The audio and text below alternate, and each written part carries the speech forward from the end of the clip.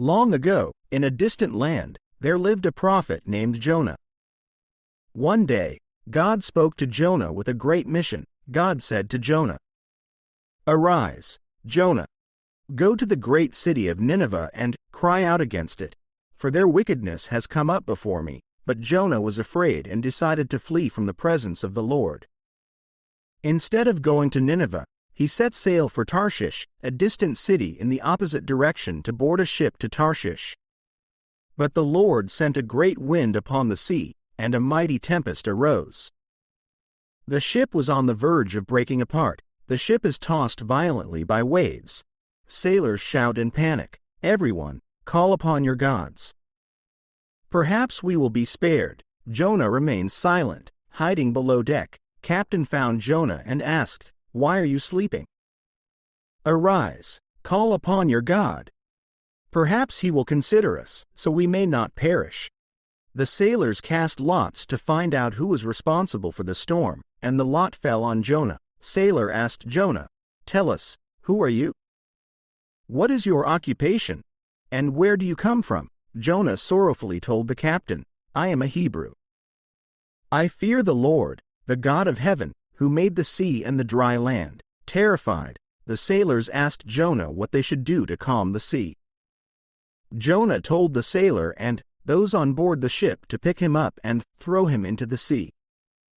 "Then the sea will become calm for you, for I know that this great tempest is because of me," Jonah said. The sailors reluctantly throw Jonah into the raging sea, and immediately the storm ceases. As Jonah sank into the depths, a great fish, prepared by the Lord, swallowed him whole.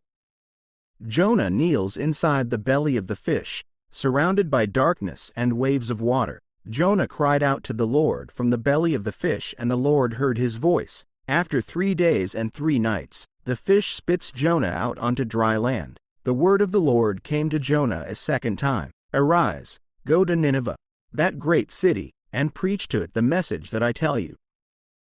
Jonah obeyed the Lord, and walks through the bustling streets of Nineveh, his voice echoing, "Yet 40 days, and Nineveh shall be overthrown." The people of Nineveh listen with fear and conviction.